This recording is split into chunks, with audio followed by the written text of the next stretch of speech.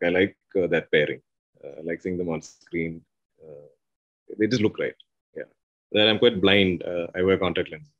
She'll never talk about her private life, so I don't know if she's dating anybody or not. Maybe.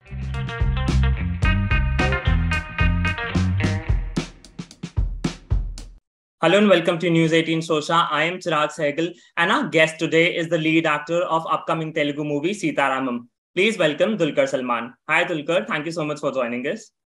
Hi Chirag, thank you for having me. Dulquer, the movie is finally releasing. How excited are you? I'm very excited. It's been a long journey with this film. I first heard it in 2019, I think. And then we had multiple lockdowns, and my producer loves to say this, like Corona just kept following us wherever we went, and most places we'll have to stop shoot a few days earlier because of another outbreak or something. But it's been a wonderful journey. I got to see so many places in India that was on my bucket list, but just I never found the opportunities to go there. So all of that was very memorable in that sense. And you shot in Kashmir as well for the movie. How was the experience like? Yeah. My first time in Kashmir. Believe it or not, most people when I say they're like, really, this much time you've not been to Kashmir. It's magical. It's everything they say it is, and it was absolutely beautiful. And the people were so warm and so kind, and they took such good care of us. It's almost every meal was like a home cooked meal. We had the best people helping us out locally. And kept inviting us to come back with more shoots and more films and stuff. And, so I think we set it also in period. It made it enhanced it even more. So I felt like I saw like a vintage Kashmir. Yeah, and the movie is set in the backdrop of war, but is also a romantic movie. When you were approached for it, was it an instant yes? It was. I mean, it was a very interesting narration because Hanu speaks only in Telugu. Yeah. And I'm still kind of, now I think I can understand. But when he came for the narration, it was a bit tough for me because so every time I'd have a doubt, then he'll try to explain either in Hindi or English, and then he'll forget and go back to Telugu. So I think to decipher it was a bit tricky initially. But I fell in love with the idea very like instantly. I thought it's something very classic, like something you hear about or read about in books. You have said during the trailer launch that you're being identified as a romantic hero and you would want Sita Ramam to be your last romantic movie. At least for a while. I think it's time to take a break from that genre because no matter what else I do, I feel like this is the one thing that stays in people's minds. Like whether it's OK Kanmani or now Sita Ramam. There's been so many of my films that I think love for this one reason. But I feel like I don't want this tag. It's bothering me. But what are the kind of genres that you want to explore? I want to do everything. Like but the thing is, in Malayalam, I get to explore actually. Having said that.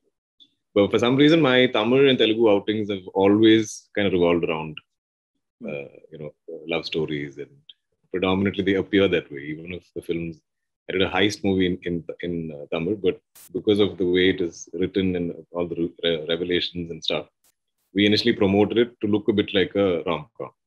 So people are really surprised in this. But then if you ever search for me, it's mostly these like love story type things that pop up. But now I'm gearing up for different types of cinema, like Chup is a thriller. My next in Malayalam will be a big action. Tamil, I'm going to do something else. So I want to just keep surprising the audience. But do you think like since you're being tagged as a romantic hero, this has also restricted your capabilities as an actor? No, it's not that. I mean, I think it's very sweet. I mean, I've always been somebody who's loved that genre, even to consume. Even from when I was young, I used to love watching love stories and those kind of movies are just easy to kind of get to. Like if you have nothing else to watch, or you want to pick me up, or you want to feel good and fuzzy, like you end up watching something like that. So I understood that aspect of it, and I enjoy doing them also. I have no complaints. But it's just that I think as I'm growing older, I think your tastes change and you want to start doing different things. And you want to start. Every time somebody tells me you can't do this or you only do this, then I want to break that. That's we need challenges. We need to like kind of I think tell the naysayers that hey, I can do other stuff also. Yeah. Earlier this year, you marked 10 years in your in the industry. And you have said in the past how you didn't imagine that people would want to invest in your movies. In these 10 years, do you think your perception about yourself has changed? Yeah, I mean, definitely. But I also feel like now I've earned it. Like, I think I've worked my way up. I've grown. The budgets of my films have grown organically, and I feel like now I'm at a place where I feel like this is my doing. When I started out, it couldn't be that maybe just my father's fans will come for my movies with some minimum guarantee there. I think with my choices and stuff now, people I think know that there's definitely going to be some quality content I'm bringing out, and I think over the course of time it's grown. So now, even Sita Ramam for me it feels really good. Like it's a big compliment because I know how big this film was mounted and on what budgets. And I was like, I feel so blessed that finally I've reached a stage where somebody invests this much money into a film. Yeah. You're doing Sita Ramam in Telugu. You have done intensive work in Malayalam. You have done Bollywood. Then you're also working on your OTT project, which is in Hindi. In this recent times, we have seen this shift in dynamics where the barriers within the language, like between the languages, has been removed. What do you think has led to this change in dynamics? No, definitely. I think the whole advent of OTTs definitely changed things around. I think everybody's consuming everything. There's a lot of love and respect within our country, between the industries. People, I'm sure they relate more to content from another part of India than, say, international content. So I think you're right. I mean, I feel like the barriers are blurred. I feel like there's a lot of exchange of talent also that's happening, not just the films that are being consumed. And now I think with every large production up north, you'll see actors from the south also being part of the cast, and vice versa. Down south, there's a big production. It will have actors from. I feel like we will all sort of cover different industries if it's a big film. Yeah. And in the recent times, we have seen how regional cinema is getting widely appreciated by the audience. What do you think? Do you think this is just a phase for Bollywood, or the South cinema is finally getting its national dues? I think definitely they're getting their national dues. I think that's something we've always desired for, that we've always wished would happen. Not for anything else, just for recognition. I think it's important because we also have a big cinema. We also have intelligent cinema, a wide gamut of the type of movies.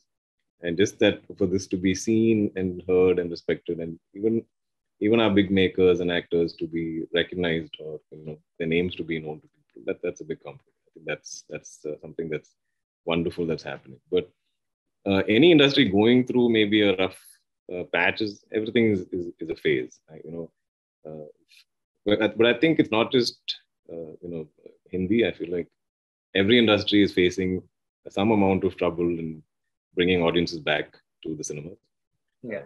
So unless it's something that's really exciting, something that's really original and new, and something that they feel like they have to consume immediately and not wait for another month, I think those are the films that draw people to the cinema. So I think everybody's kind of reflecting and realigning and planning what kind of films to make. So it's an interesting phase for all industries across, I think. Yeah. Not just India, I think every film industry is facing the same sort of question. But for Malayalam and say Telugu movies also, is the condition the same? Are the producers struggling to bring back audience back to the screen, back to theaters? I mean, because I travel across industries, I see the same discussions happening everywhere. Yes. Yeah. Because I mean, definitely the big event films, the tentpole films, are all attracting them, massively. But there's also so many other films that are releasing every other Friday that maybe we don't hear about in other states or nationally order. So that issue is there. I know it's there in Malayalam. I'm aware it's there in Telugu right now. In fact, we are coming out right in the heart of that. It's been quite a few bad weeks actually. As a producer with your production house, do you plan to produce a pan-India movie in the future? I don't. It's not something that I'm actively pursuing, but I wish for some of our films to travel. definitely. I'm sure, at least regionally, based on the subject, I'll definitely want to do Tamil and Telugu releases. And again, very subject specific. If there is an inquiry or a possibility for a Hindi release, we're open to that also. Yeah. So it's something, but it's not something we actively chase. But I feel like every film will kind of decide for itself. The film will tell us what we should do. True. Before we wrap up, we'll play a small game now. It's called Spill the Secrets. I'll ask you some rapid fire back-to-back questions and you'll have to answer them.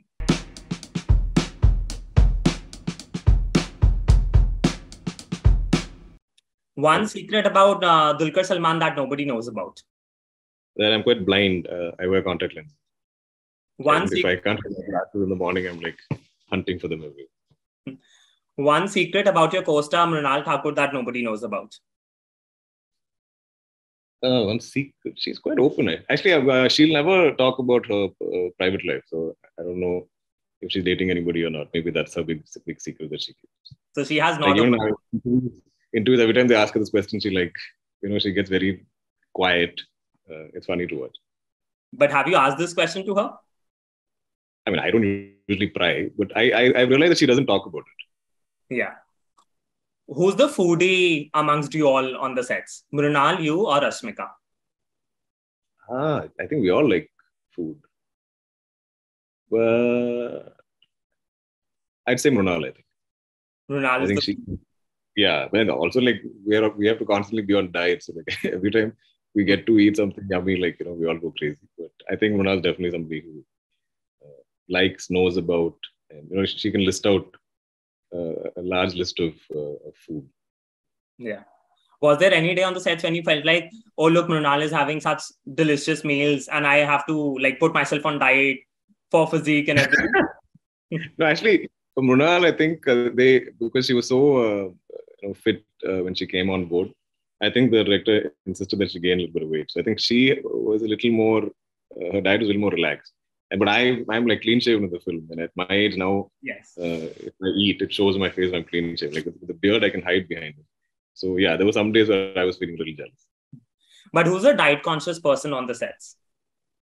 I think everybody is. I think if you're an actor, it's part of your regime, and also again, it's very character driven and very film driven. Like if you're playing something that needs a certain kind of fitness, I think everybody just we're all professional enough to do that. How does your wife react to your romantic scenes on screen? I am quite aware of the limits I can push. I think in 10 years, I know how close is too close, or So it's interesting. If I couldn't say no to the director and something then it's a very frantic, panicky night for me. I'll have to tell her, I'm like, this happened. Don't freak out. When you watch the film, but it's. I mean, I've seen my mom and dad go through this, so it's kind of like history repeating it. But we found our balance.